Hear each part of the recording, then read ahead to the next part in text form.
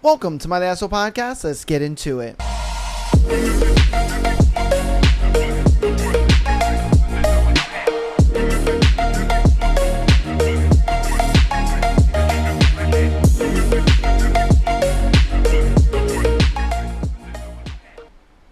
Welcome to my Asshole Podcast. It is Thursday today, and today is brand new book day. Oh, baby, you guys seem to have enjoyed as well as, not so enjoyed that Haunting the Hunter was over. But, every good book's got to come to an end. And I'm sure that she's going to do a second one. It really seemed like it. They really teased that they were going to do a second one. So let's hope it comes out sooner than later. You know what I mean? You and me both. All right. So we're going to go ahead and we're going to get into today's thread. And then we are going to jump right into Sweet Venom. And, it's going to be obviously the direct continuation from from Beautiful Venom. So excited about that. Hopefully you guys are excited too. Well, without further ado though, let's jump right on into it. So today's thread is, what's the worst thing you accidentally sent in the group chat? Oh man, let's see what crazy shit y'all sent in the group chat. Okay, I accidentally texted, just popped a Viagra to a group chat of fairly new friends I was hanging out with that night. It was intended for a close friend and was part of an inside joke that we had. It was a tough one to explain. Oh, bro.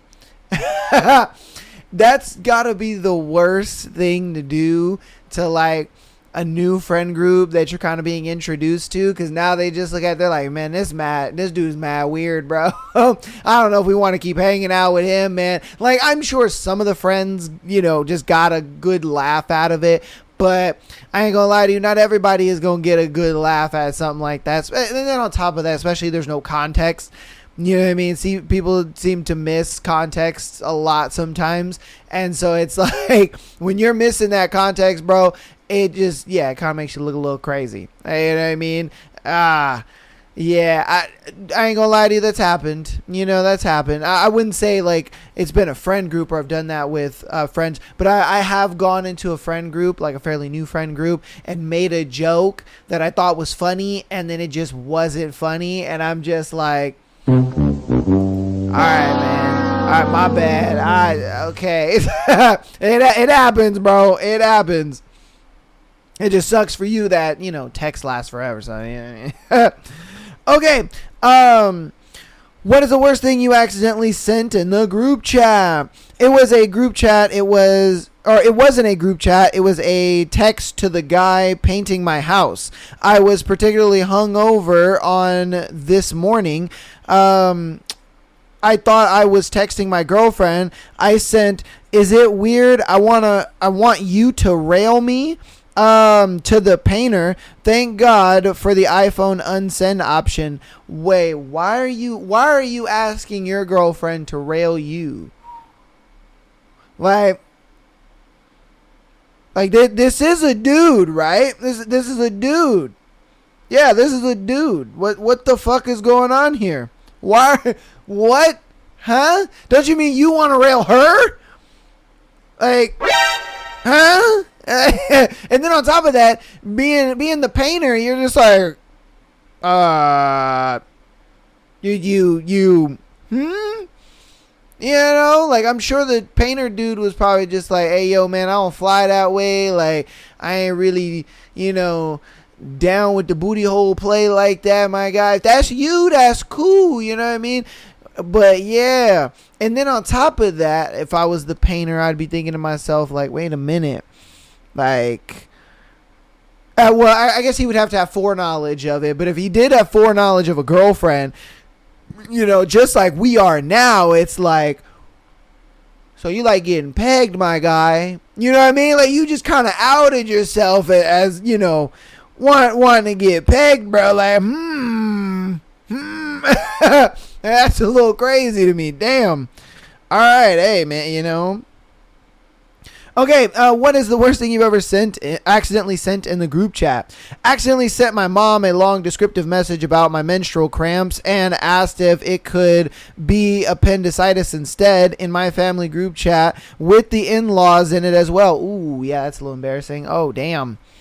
That's a little embarrassing. I ain't gonna lie to you, I've done that before. I've done that before. I remember I was like in a fight with a girlfriend at the time and I texted my mom instead. And I'm like, what the fuck am I doing? My mom is just like, you texted the wrong person. I'm like, oh shit. Okay, hold up. My bad. Copy and then go to her, paste. All right, cool. Keep the energy. Now I'm mad again. Yeah, I've done that before. I hate how easy it is to like send somebody the wrong message on your phone sometimes. Because like if you're like having an argument or you're having a conversation, like a heated conversation or just an overly emotional conversation, and you're doing it over text and you like click the wrong person and then you just start laying in and they're like, what the fuck I do, you know? Like, what the fuck me for? And so and then you're sitting there like, oh damn. The thing is, I mentioned that because it sucks, because like now all the high emotion that you had, like say you're really mad and you're just like, oh fuck you, and then you hit send and then the person writes back and they're like, yo, what's all this about? And then you're like, oh damn, wrong person. So then you copy and you paste the message to the actual person you wanted to send it to, but now you're not really that mad anymore. You know what I mean? It's like all the feelings and all the emotion you put into that text message is just gone. Just gone. You're just like, man, what the fuck? You're kind of just left in like confusion, embarrassment, and now you're just kind of like, all right, well, I'm just hopefully what they reply to me makes me angry again. Man. All right, what is the worst thing that what is the worst thing you've accidentally sent in the group chat? My phone at the time was ghost tapping, swiping on its own and buggy, and managed to send a bunch of scaredy faces, kissy face emoji, fire emoji, heart emoji, and 3 thumbs up reacts to an old group chat that hadn't been active in a while with people I didn't really know well from a group project in uni. I wanted to leave the country when I realized, oh bro, I bet they were like, who the fuck is this chick? Like, bro, we don't know you. We only had your contact for that one. And I'm sure for them, it was just random numbers. You know what I mean? Because in school, you tend to do that. You'll get somebody's number. You guys will have their number for the duration of a project. And then usually that's about it. You delete their number after that because you're like, I ain't got no reason to have your number. And like, and then they just text randomly. You're like, who the fuck? What? Like, scared, kissy face, heart, thumbs up. You know what I mean? Hopefully one of the dudes wasn't just like, oh, what's up, girl? What you doing? You know what I mean? Thinking like she was trying to, get back in the good graces or something. Like, nah, man. Okay, maybe you guys can educate me in the comments a little bit. What is so weird about, like, say you just start following somebody, right? Okay, you like, say you met a friend, or you met somebody and you guys hit it off, whatever, exchange Instagrams. This could be a friend, it could be somebody you're trying to court, somebody you met through a friend, new friend group, whatever the case may be. You meet somebody new, right? You get their Instagram and you get their Facebook or whatever it is the kids use nowadays. When you go through their profile, because as you do, you go through their profile, you want to see what their profile has on it, what their life is like, maybe their sense of humor, stuff like that, with the things that they like and repost and stuff like that. And then you accidentally like a post, let's say from like 2 years ago. Why is that weird? Because my thing is for one, I don't know you. You know what I mean? I don't know you. And so if I see something that I like because I've been going through your page, I wouldn't think that that's weird necessarily. I would think like, oh, they must have been going through my page, getting to know me, this and that. Like, it just kind of seems normal to me because we just met. You got my Instagram. You're trying to get to know me. You may have saw something you liked, or I may have posted something and, you liked it because it was maybe a congratulations to something, or I did something, that I was like proud of or whatever. Like, I don't know. For me, I don't see that as being weird, but people do.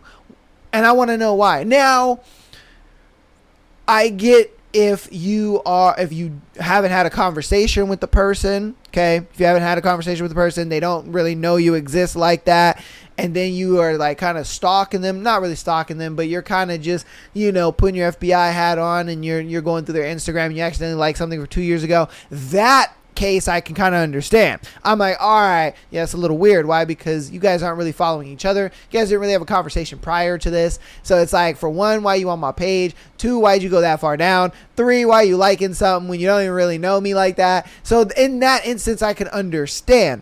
But it's like, if we have a mutual, like, we had a conversation, we exchanged, things, Instagrams or whatever, and then I go through your stuff and then I like it. Is that weird? I don't know. You guys let me know, because I've always thought that to be odd, in my opinion. I've always thought that to be very odd, because I'm just like, why? Why would you guys think that's weird? But I don't know. You guys let me know, okay? Let me know. Educate me. All right. What is the weird? Sorry. What is the worst thing you accidentally sent in the group chat? I accidentally doxed myself in a streamer chat of 20,000 people. Oh, it didn't go unnoticed. During the pandemic, I had my address saved as a keyboard shortcut on my phone. Thought I mistakenly used double letters instead of making it a little more unique. Oh, thought I'd use double letters instead. Wait. Yeah, no, I thought I mistakenly used double letters instead of making it a little more unique. I used the double letters by mistake and hit send without reading, and then bam, it was out in the world forever. Why would using double letters put your address out there? That's why that sentence trumped me up so much, because I'm like, what do you mean using double letters, or you accidentally use double letters? Maybe he was trying to like double tap, and then I don't know. That doesn't make sense to me. I used the double letters by mistake and hit send without reading, and bam, it was out in the world forever. Thankfully, I've moved interstate since, but it definitely wasn't a nice feeling. I'd hoped maybe someone would send a pizza, but thankfully, the worst was some random magazine signups. Yeah, I mean, come on, man. Like, when you're in a live stream like that, and you're in the chat and stuff, let's be real, bro. Nobody really cares. All right, nobody really cares about you in the chat. They don't. Like, you could dox your whole fucking thing. You can, you know what I mean? That, like, the thing a lot of people don't realize is when you're in live streamers' chats and their chats are moving so fast, like, a lot of times you're going to get buried. You know what I mean? You're going to bury it almost immediately. Yeah. Like, the creator will probably still see stuff, or their mods will probably see it, you know what I mean, and understand, oh, shoot, let me block this message, or, oh, shoot, let me, you know what I mean? Like if he had 20,000 people in there, like, actually had 20,000 people in there, like, no bots or anything like that, then odds are, for one, his chat was moving super fast. Two, his moderators probably got to it. And then three, nobody cares. You know what I mean? They don't know who you are. You could put your phone number in there, and like, niggas ain't gonna call you, bro. Like, people aren't gonna call you. They're not going to harass you or whatever. Like, to them, it's like going to a concert, right?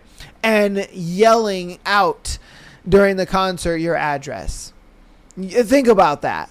You know what I mean? Like, you're in a crowd of people and you're yelling out your address. 867-8309, whatever your address is. Like, for one, nobody's going to care.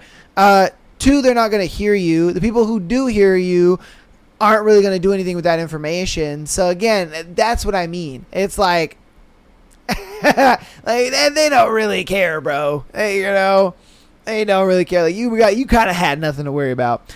All right, what was the worst thing that you ever sent in the group chat, or you accidentally sent in the group chat? I talked bad about someone who was in that group chat. Everyone in the group chat stopped being my friend. Ooh, yeah, because you want to know why? Is because you meant that to be behind their back.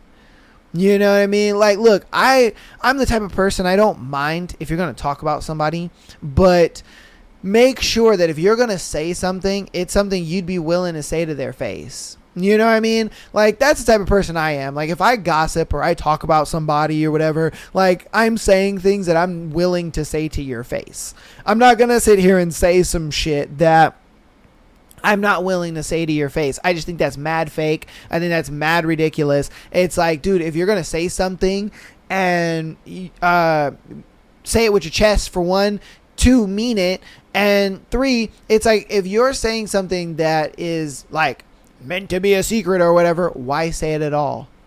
You know what I mean? Why say it at all? That's my thing. Like, I get this at work all the time. All the time. Like, people want to gossip about somebody, and then they'll like lower their voice and they're like, oh, so and so, oh, they said, and I'm like, dude, if you have to lower your voice, don't even fucking tell me. Don't even tell me what you're about to tell me. If you gotta lower your voice and do all this shit, no. And then it's funny because like I'll be talking about somebody and they're like, why are you talking so loud? Why are you saying it so loud? And I'm like, I'm not saying it loud. I am talking in a normal voice. Like, just because you're afraid of them hearing me, that's on you, bro. But I'm willing to say this to their face, unlike you are. You know what I mean? Like, don't be surprised if you say some shit, you know what I mean, and you try to be sneaky about it, and them motherfuckers catch you. Like, come on, man. You know? Like, every time I've said something, I'm like, yeah, because I'd say it to your face. Like, if they want to get mad, they'll get mad. It is what it is, but it's like, at the same time, you know. And then also, I don't let gossip kind of get in the way of my judgment of a person, because my thing is if somebody tells me something, I will say, did you find that out from them? And they're like, oh no, you know, so and so told me because they heard from so and so, blah blah blah. I'll be like, then I don't believe it, and I'll go ahead and ask that person, hey, so, you know what I mean, I heard through the grapevine, or I heard this, you know what I mean? Because my thing is like, gossip is very finicky. The people that sit there and kind of just take gossip at face value, you guys are dumb. You know what I mean? You guys are extremely dumb if you take gossip at face value. Like, we're adults, for one. And for two, it's like, if you can't walk up to the person and actually just ask them, you know what I mean, about said gossip and try to get to the bottom of it, or try to figure out the truth in the matter of it, then it's like, come on, man. But the thing is if that person heard it from them, you know, or they heard it from somebody that heard it from them, then it gives it a little more credibility, just because it's like the source of this information came from them. You know what I mean? But if you guys are just speculating, you know what I mean, and then spreading that shit around like it's truth, it's like, come on, man. You sound dumb. You know, like, bro, that's how the dumbest stuff, like, gets spread around. All right, we're going to do two more in this thread. What is the worst thing you accidentally sent in the group chat? My old manager sent a meme of Anne Frank laughing with a caption along the lines of, "That's gas," to our work group chat. She apologized and said it obviously wasn't meant for us, and not to judge her. The kicker, we worked in a child protective services. Yo!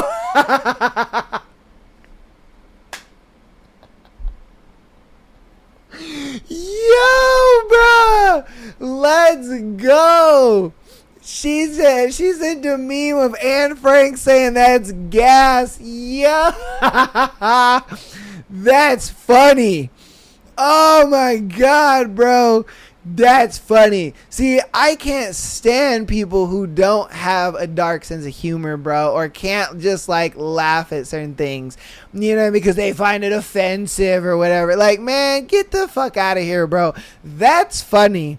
All right, that is funny, bro. Oh my God. Yeah, I get it. It's kind of like wrong group of people. You know what I mean? And then you got to also understand the setting in which where you are. So I understand that. But But it does not take away from the fact that that is funny. You know what I mean? Like, that is funny. I would laugh at that. I'd be like, yo, yeah, you my friend, bro. You my friend. I would definitely be friends with her. You know what I mean? You don't see a lot of girls making those kind of jokes, man. You really don't. That's funny. Oh, shit. All right, this will be our last one. What is the worst thing you have accidentally sent in the group chat? I sent a joke message to a friend that I have bought 12 beers, popped a few Valium and some benzos, and had a joint ready to watch Dune Part 1 when it got released. It was just a dumb joke meant for my nerdy friend, but I sent it to my mom instead, who of course freaked the fuck out. I had to talk to her for an hour over the phone and ended up telling her to come over just to see that I was in fact sober. She believed me then, but was still pissed and concerned. Pretty sure I shortened her lifespan by several months because of that message. Sorry, Mom. Yo, your mom had a straight heart attack. Your mom watched her soul leave her body and then come back in. Bro, yo, that is too much, fam. Too much. Your mom freaked the fuck out. She was like, oh, hell no. Oh, hell no. My baby ain't gonna be no, like, crazy crackhead, you know, fent leaning on the sidewalk and shit. Like, bruh. Oh, my God. It is crazy to me when you kind of think about it. And I fully agree, you know, with her. It's like, bro, I get it. It was meant to be a joke, but at the same time, my guy, it's like when you're joking like that, you gotta be careful. You gotta be careful, bro, because I guarantee you, she's probably seen a lot of, you know, like that kind of situation, that kind of kids, you know what I mean, doing that stuff. Because I ain't gonna lie to you, like nowadays, I see more and more younger people going to like harder and harder drugs, and that shit just baffles me. Absolutely baffles me. And you know, and I'm not a dad. You know what I mean? I'm not a dad at all. So I look at this and I'm just like, damn. You know, imagine your kid, you know what I mean, they're between the age of 17 and 21 and they're like, oh yeah, I've done crystal meth and I've done cocaine, and you're just like, hey yo, what the fuck? You've done what? Huh? I mean, obviously they don't tell their parents that, but it's just like, obviously I'm not their parent, so, you know, because the thing is I work with some young kids, you know what I mean? I work with young guys, and they tell me all the time, oh yeah, you know, I went to this party over the weekend, got lit, you know, I went ahead and did this, and, you know, my homie was popping this and doing that, and I'm just like, yo, what happened to parties? Just y'all niggas drink and roll up some blunts. Like, what the fuck happened? You know, like, shit. It's funny because I was having a conversation with Michael, and this was before we filmed the Sunday episode, and I was just like, bro. And I even had this conversation with another friend of mine, with Alex as well, and I was just like, bro, it's crazy to me how like they legalized weed in most states. And then all of a sudden everybody is just like, cool, weed is legal. Let's move on to the next drug now.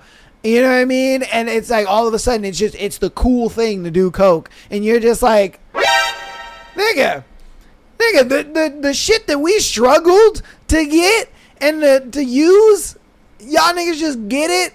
You know, and you could use it anywhere. Like, we had to park way in the back of the parking lot just to roll a blunt. You know what I mean? We had to, like, you know, sneak that shit around and make sure nobody could smell it and this and that. You know what I mean? But, like, now you can smoke weed. You know what I mean? You can smoke weed in designated smoking areas. Like, that is how legal weed is, bro, in most states. And so it's one of those things where it's like, the fact that y'all niggas got bored of it because you're just like, the thrill of doing illegal drugs, you know, like, I need that itch back, so I'm gonna go to the next thing. And it's just like, man, it's crazy to me because he doesn't do it himself. I have a friend at work. He's a younger guy. I think he's like 22, and he tells me all the time. He's just like, yeah, dude. He's like, I have friends, or, you know, I got invited to this party, and they were doing this shit, and and I'm just like, that's crazy, man. That is crazy. And they, like, kids nowadays, or yeah, I guess you could call them kids, but they just look at it like, weed is legal, it's boring, nobody cares about it, let's go to the next thing. And you're just like, yo, man. And it makes me wonder, like, since weed is a little more recreational, are motherfuckers that are like selling drugs, are they selling cocaine instead? Because you remember that people who are my age that were born in the 90s and the late 80s. You guys gotta remember, having a plug, right? You know what I mean? High school, you always had the kid that was the plug, you know what I mean? He always had an uncle, or he had a brother or whatever that grew it, or he got it from whatever gang he knew, or whatever case may be. And he was the plug. And y'all would do that. Y'all would be like, hey man, I'm gonna go hit the plug and we're gonna go do this, da da da da. You text that motherfucker or whatever. But my thing is like, are nowadays kids, versions of the plugs instead of it being weed? Is it cocaine? I wonder. I don't know, man. I don't know. Crazy world we live in. I ain't gonna lie to you, but that's gonna go ahead and be today's thread. Hope you guys enjoyed that thread and the craziness that goes on in some people's group chats and their private messages. You know what I mean? You guys let me know what you thought about it down in the comments. If you guys have ever sent a crazy message by accident, or sent a funny meme that just didn't hit with the people you sent it to, or it wasn't meant for those people, you guys let us know down in the comments. All right. Without further ado, I'm gonna hop into announcements, and then we're gonna get right on into our episode. So patreon.com/myasshole podcast, an exclusive episode every single Friday, as well as being able to send in your scenario to be featured on the Tuesday and Sunday show. All right. If you got tomorrow, we're going to be doing the free Patreon episode. I delayed it a week because of 4th of July. Didn't really have time. So tomorrow you guys will be getting a free Patreon day episode. So make sure you guys stay tuned for that. And then audio listeners, thank you guys for all the support. I appreciate you guys and love you so much. Keep downloading the episodes, as well as rating us 5 stars and all that good stuff on your preferred platform. Follow us on Instagram, TikTok, as well as subscribing on YouTube. All of that helps tremendously, and I do appreciate all of that. And yeah, that's going to be that. I love you guys. Appreciate you all the support. We're going to get right on into today's book. We're going to be doing chapters 1 and 2 of Sweet Venom. So let's get on into it. 1. Violet. Someone's watching me. Constantly. Overtly. The attention prickles the back of my neck like a thin, tiny needle delving deep beneath my skin. In the beginning, I thought it was one of the bar's patrons who had a tendency to make me feel uncomfortable with their lingering gazes and accidental touches. Or maybe it was one of the desolate souls from our sketchy neighborhood who looked at me as if I were a piece of meat. For as long as I can remember, I've always been that. A piece of meat, an object, a toy. One that bounces and ping-pongs no matter how hard it's kicked. So this time shouldn't feel any different. Once again, I'm just another something to someone. A fixation. A twisted fascination. As long as they don't come any closer, I'm safe. I ignore the feel of those disturbing, creepy eyes like I do everything uncomfortable in my life. Shove it in the closet. Close the door on it. Pretend it doesn't exist. I wipe the bar counter after the last patron is escorted out by the manager, who laughs along with his drunken mumbling. Haven is the main sports bar in Stantonville, a small, rundown town in the Northeast whose entire personality revolves around an overt obsession with ice hockey. Tonight, there was a replay of a game where the local college team, the Stanton Wolves, crushed it, according to all the happy faces I served. If it had been a live game, I would have been nervous. Considering the men we get here, I don't know which is worse, when the Wolves win or when they lose. In both cases, there are drunks who slur, shout, and don't keep their hands to themselves. But I guess maybe it's better when they win. Otherwise, we have to deal with ugly violence. Hockey, and sports in general, doesn't really appeal to me. I was always bad at physical activities and was the class bookworm from a young age. However, since I go to Stanton River College, or SRC, where the wolves are worshipped like gods, I have to keep up the pretense to care so I don't stand out in a bad light. While others might be fine with saying they truly don't care for hockey and can take the malicious commentary that will most definitely follow, I'd rather remain in my own bubble and avoid confrontation. The smell of alcohol saturates my senses, and I try to block it out as I wipe faster, my lower back aching, my arms screaming, and my head swimming in a fuzzy mess. I'm so sleep-deprived and tired, I can barely keep my eyes open. Laura slides up to my side and helps put the glasses on the tray, her face worn out, her movements lethargic, and her gaze lost. She's in her 30s and had to take a second job to afford to raise her adorable daughter, Carly. I have extreme respect for Laura for being able to juggle being a single mom and working multiple jobs. I can barely survive work, volunteering, and college. And even though it's mid-July and vacation season is in full swing, I'm taking summer classes to improve my GPA. As Laura starts to carry the tray of glasses, I pull it from her hands and smile. "You can go home. I'll finish up." "Really?" Her expression lights up, but she bites her lower lip. "You always do this. I feel bad taking advantage of your kindness." "You're good. I know you miss little Carly, and you're worried since she hasn't been feeling well." "Oh, you're honestly the best, Violet." She side hugs me, her face still tired, but a soft smile lights it up. And that makes me feel better. The tension in my shoulders eases a little, and I take on her tasks with renewed energy.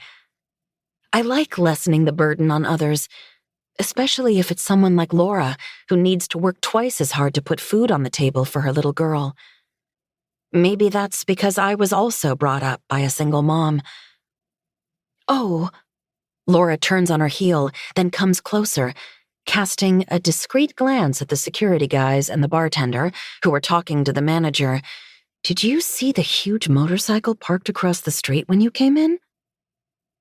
All the ease vanishes, and my body tenses up in that frozen response I have for everything. "There's a motorcycle?" "Yeah, it looked expensive. Kinda hot. Here, I took a picture." She fishes her phone out of her back pocket and scrolls through her gallery. My breath catches. It's him.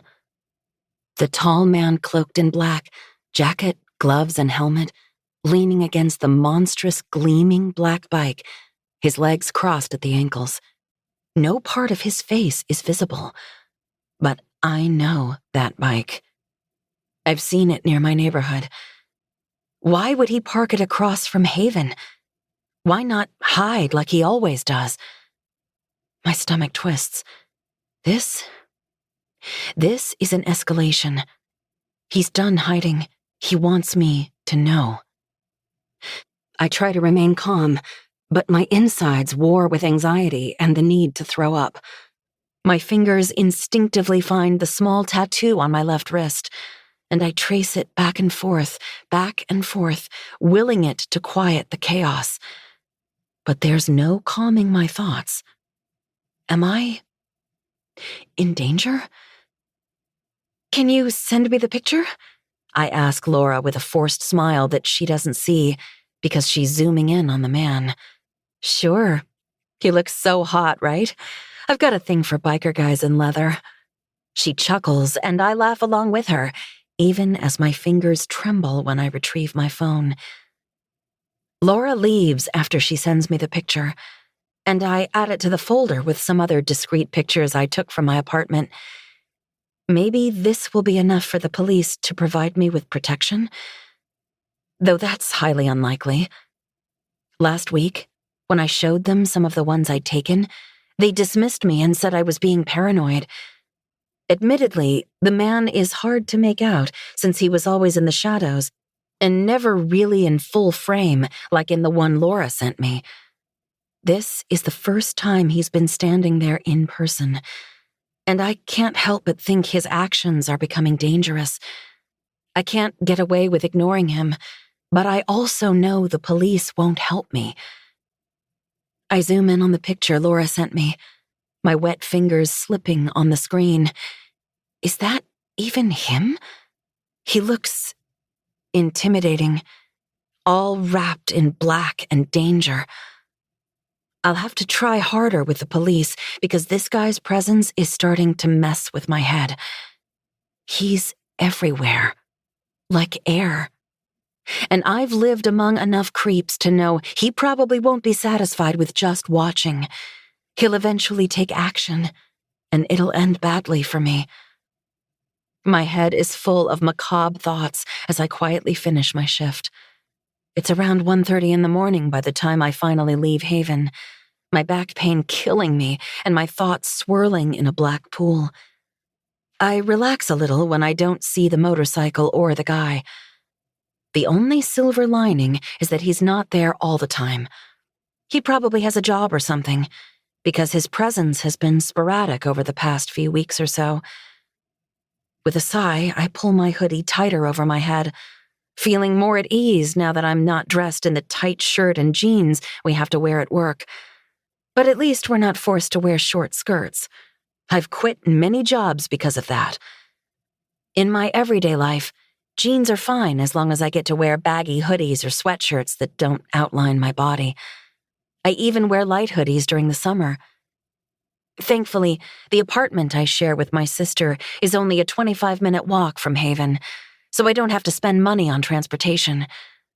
I pass by a 24-hour fast food place and go in to buy a few sandwiches, then walk out in the middle of a drunken brawl without even being noticed. It's easy for me to be invisible, as long as I have my hoodie on, my hair is hidden, and my eyes are covered by the thick-framed non-prescription glasses I'm currently wearing. Don't let me hear you breathing, Violet. If you lay low and shut your trap, you won't get into trouble. Mama's words have been my mantra since I was a little girl. At 22, I've mastered the art of moving around in an invisible cloak. As long as no one notices me, I'll be fine.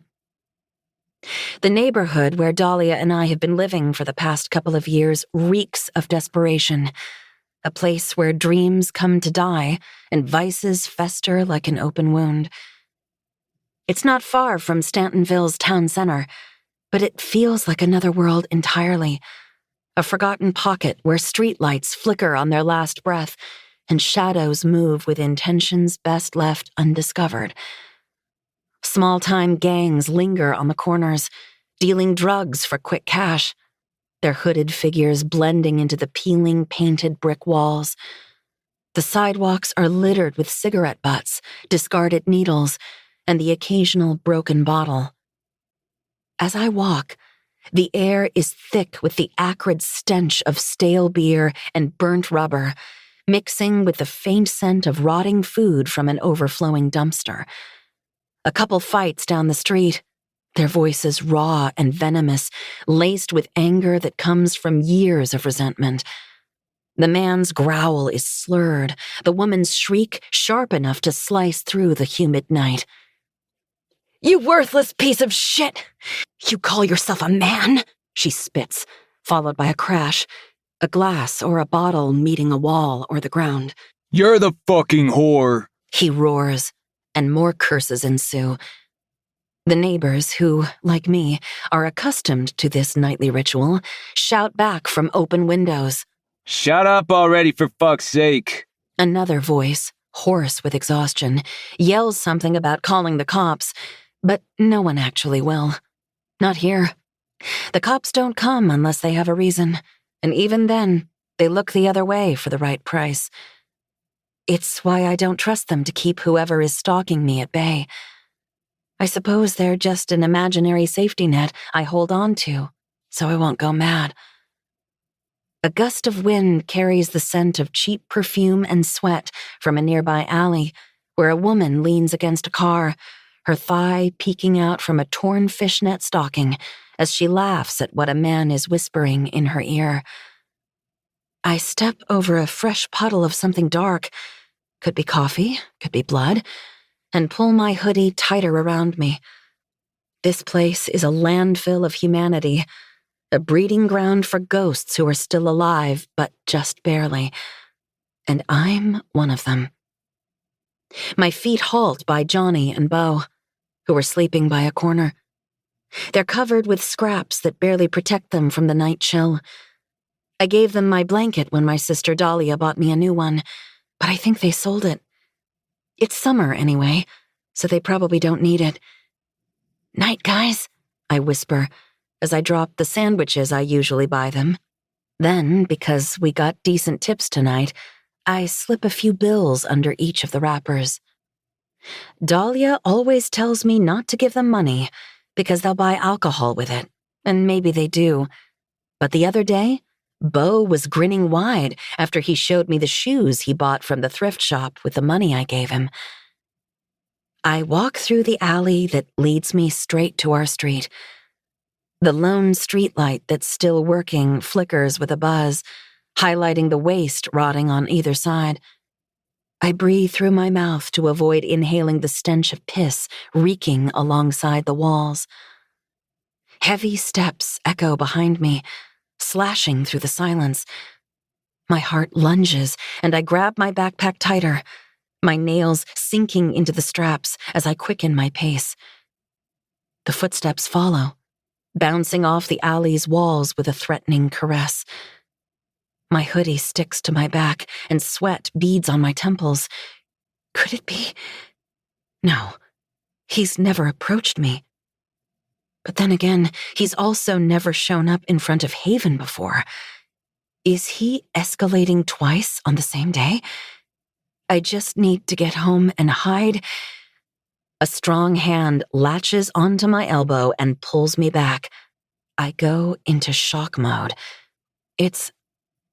I don't know what it is, but whenever I'm in danger, I just freeze completely, catatonically almost. My limbs go numb and refuse to follow my brain's commands to move. Run. Do something. Anything. People have fight or flight, but I have freeze. I stare back, expecting to see the black helmet of my grim reaper, but all that comes into view is balding, shaggy blonde hair and a stained, sleeveless white shirt.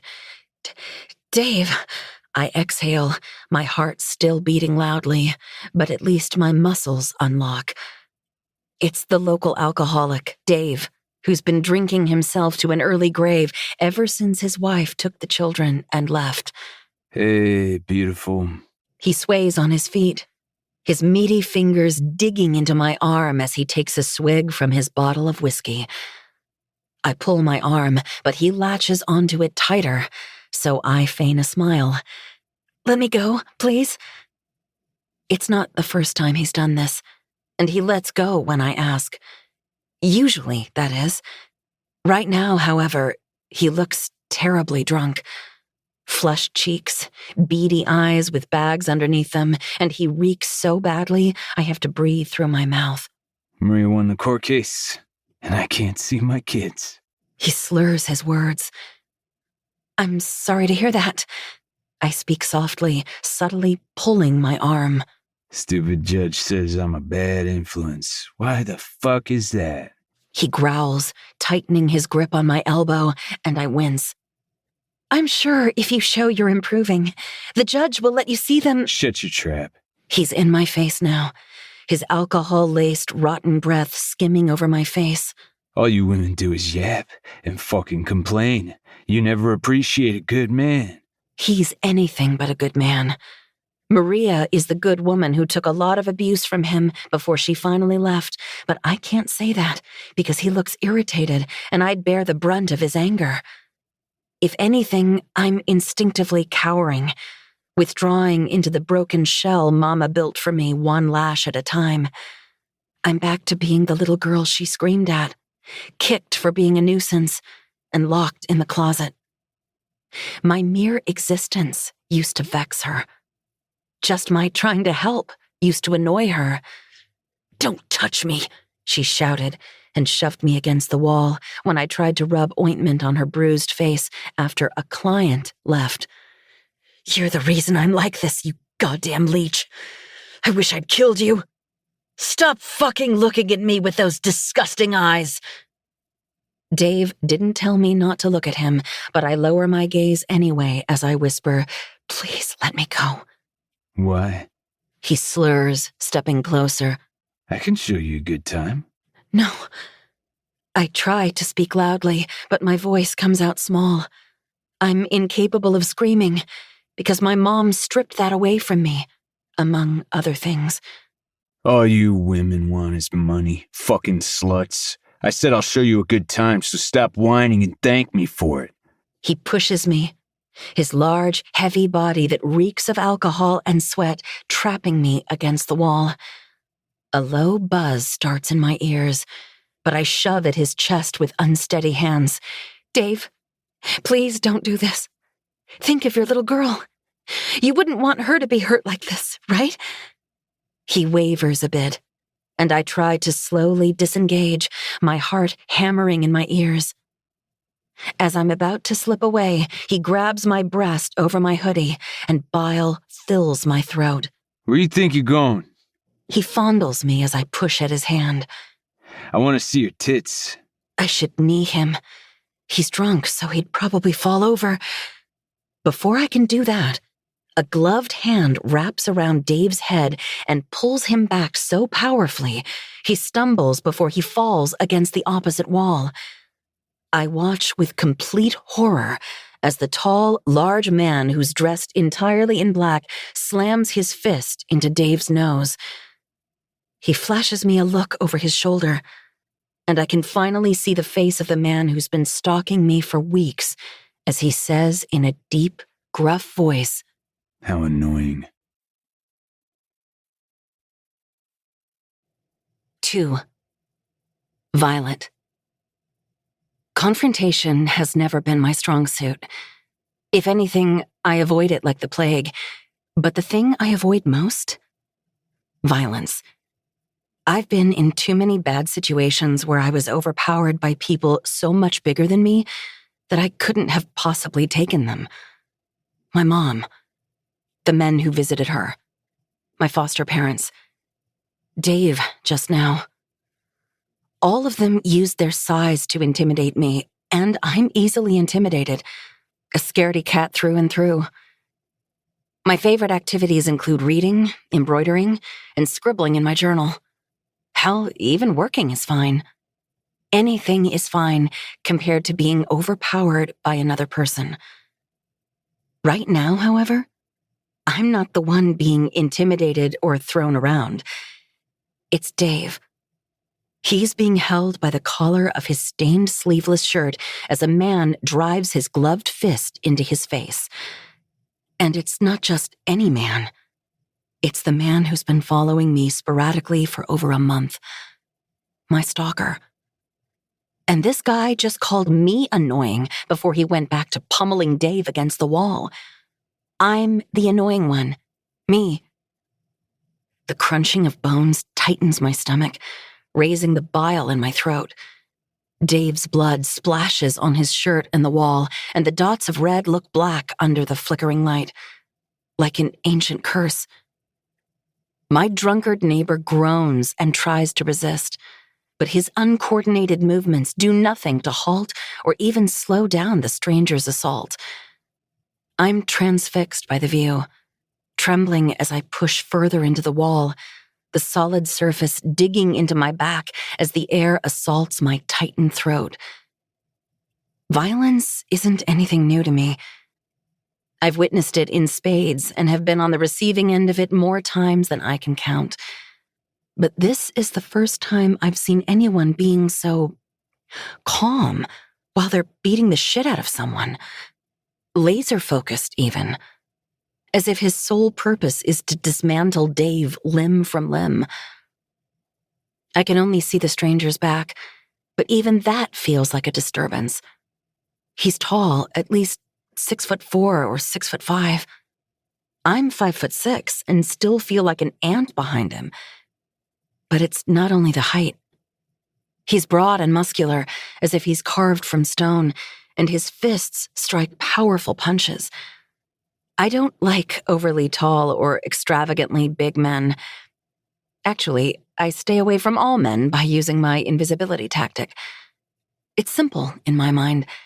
Dress shabbily, lower my gaze, don't speak too much or draw attention. The formula Mama gave me has worked most of the time. Not with this man, though. Because not only has this one been following me, but he's also beating Dave because of me.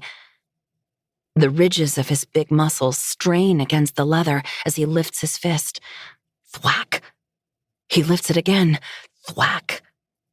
Blood drips from his glove, forming small pools on the dirty concrete as Dave squeals like a pig being slaughtered.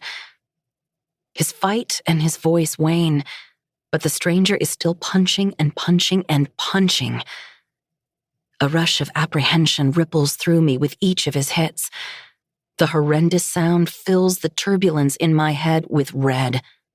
"Stop it," I say in a small voice, tracing my wrist tattoo. "You'll kill him." The stranger doesn't pay me any attention. I doubt he even hears me.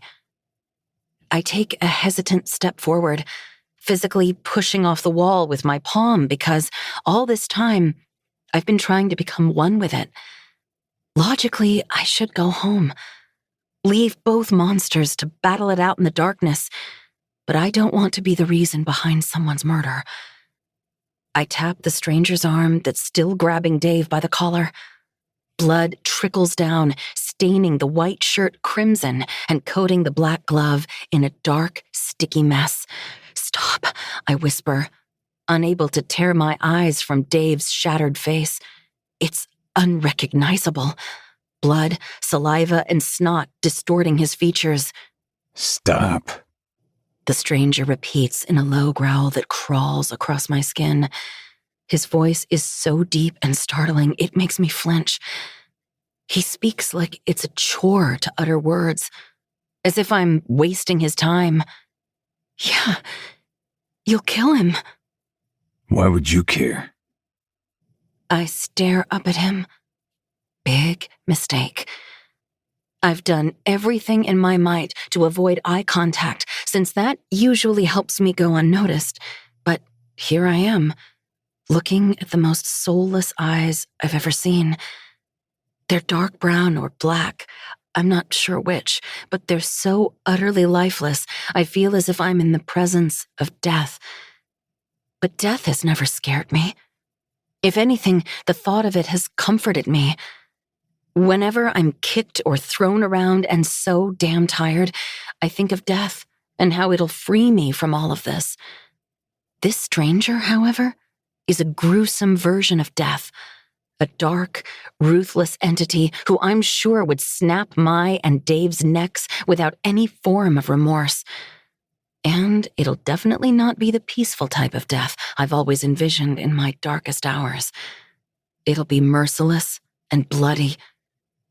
Staring at his face is akin to looking into a deep lake, pretty from far away but frightening up close. He's the kind of beautiful that feels like a trap, razor sharp, calculated, and entirely lethal.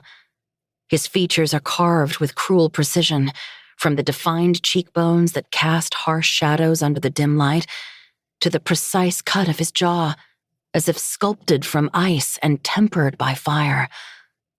His straight nose adds an aristocratic edge that speaks of lineage and old money, but there's nothing refined about the way he looks at me, almost as if I disgust him. "Answer me," he repeats when I say nothing. "Why would you care?" "Why would I care if you kill someone?" "Yes." He speaks the lone word with a gruff tone, as if he didn't want to say anything and was forced to. "Maybe because that's wrong?" "Wrong," he repeats with an edge. His dark hair is styled back, slick and perfect, and my gaze is drawn to a few rebellious strands that have slipped free, curling over the thick line of his forehead. They don't soften him. If anything, They make him look more untamed, like a beast barely contained beneath a shell of restraint. It's like I'm in the presence of a brewing storm or a pending disaster. My body is tight due to the awareness that he could erupt or blow up in my face at any second. Like Mama. So, you know what's fucking wrong. His lips press into a firm line, betraying no emotion, but his nostrils flare just enough to suggest irritation, almost as if my mere existence offends him. What? He says nothing, just continues to stare at me. No, glare. There's a danger in his stillness, a quiet violence simmering beneath the surface. His gaze is dark, unreadable, but it sinks into my skin, a slow, deliberate scrape that peels back layers that I want to remain hidden. The stranger isn't just looking. He's dissecting, calculating, as if deciding whether I'm worth his attention or if he should simply erase me from the world.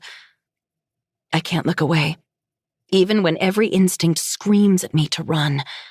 And for a moment, he seems familiar, like a face I've previously encountered. Impossible. There's no way I wouldn't remember someone as striking as he is if I'd met him before. If I let him go, will you take his place and be my punching bag? He asks out of the blue, his eyes tapering to an uncomfortable calm. No, of course not. He throws Dave aside and he falls against the wall, then stands and stumbles out of the alleyway, muttering something about how the stranger will pay for this. I can't focus on him, though, because the stranger is now stepping into my space.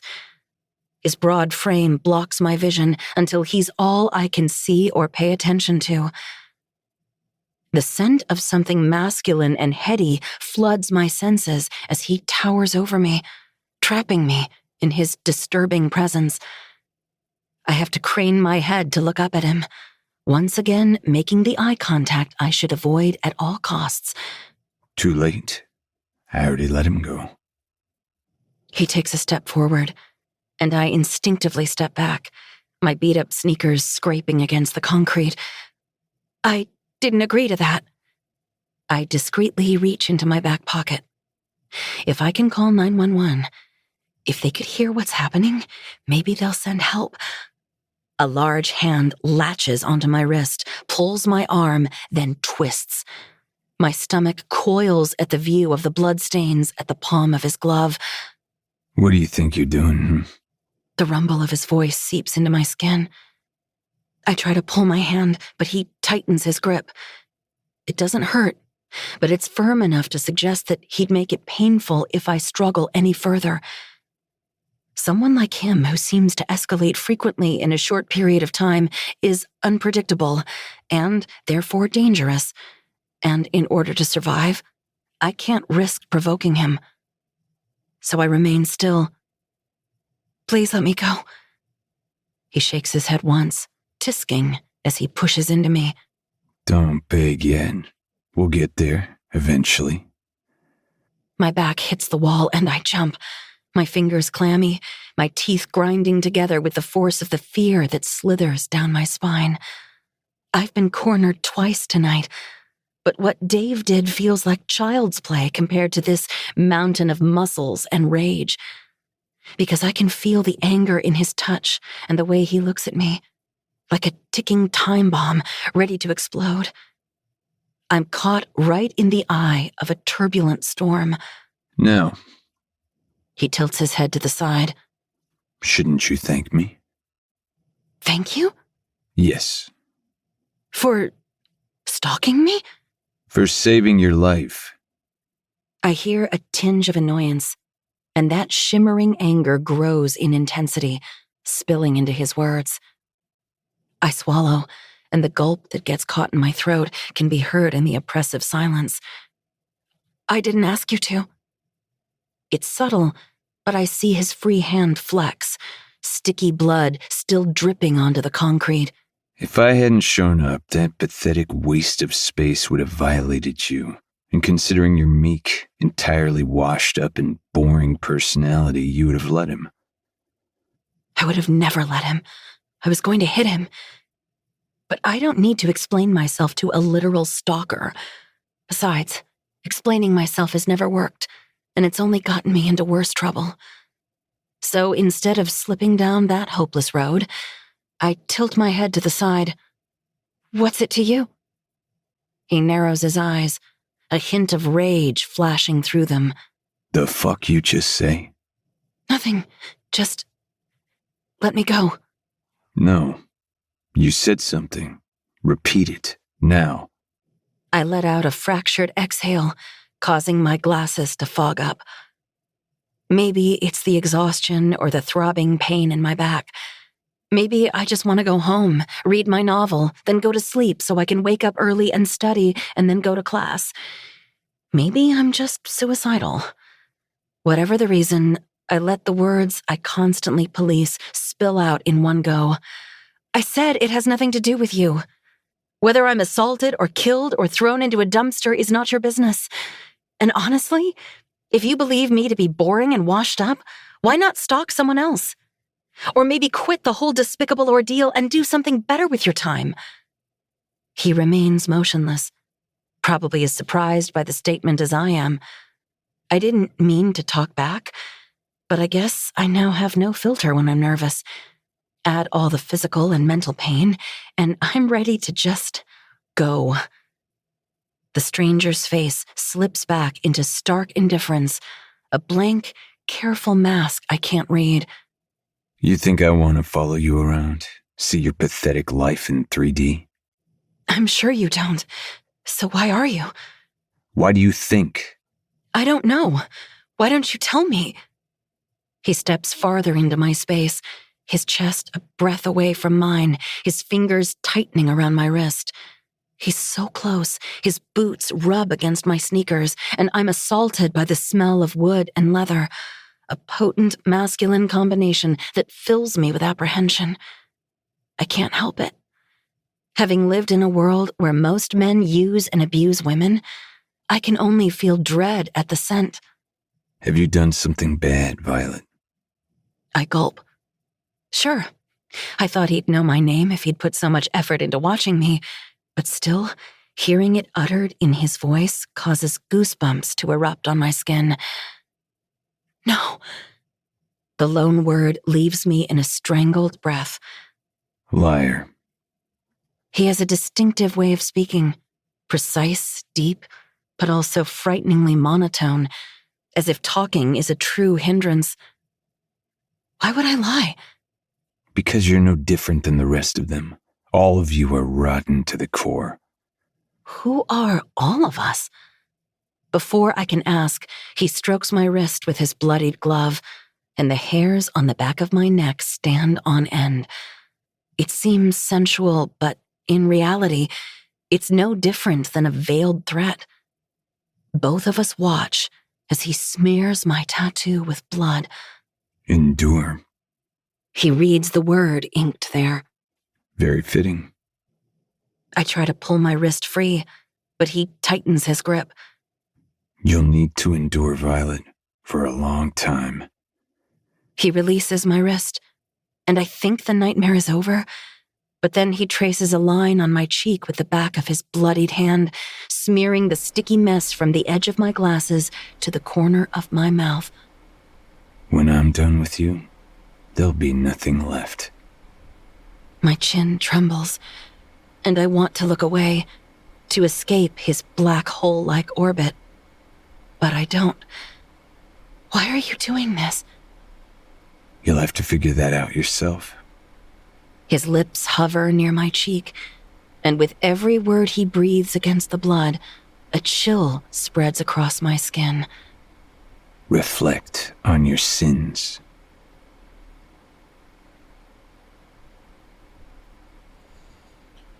All right. And that has been today's episode. Yo, that boy Teddy Hamilton, he be in some shit, man. I didn't know he was in this book too. God damn. Yo, it's funny because whenever I hear his voice, all I think is Zayd You know what I mean? It's weird because even when we did Haunting the Hunter, like all I could think of was like, this is pretty much just Haunting Adeline with demons in it. And it's just like, what the fuck? Like if you made Adeline and Zayd brother and sister, and then you added a demon into it. Yeah, bam. It's like you have Haunting the Hunter right there. You know what I mean? Crazy work. But hope you guys enjoyed today's episode. Thank you guys so much for watching. I'll see you guys tomorrow for the free July Patreon episode. Then we'll see you on Sunday. Love you guys. Peace.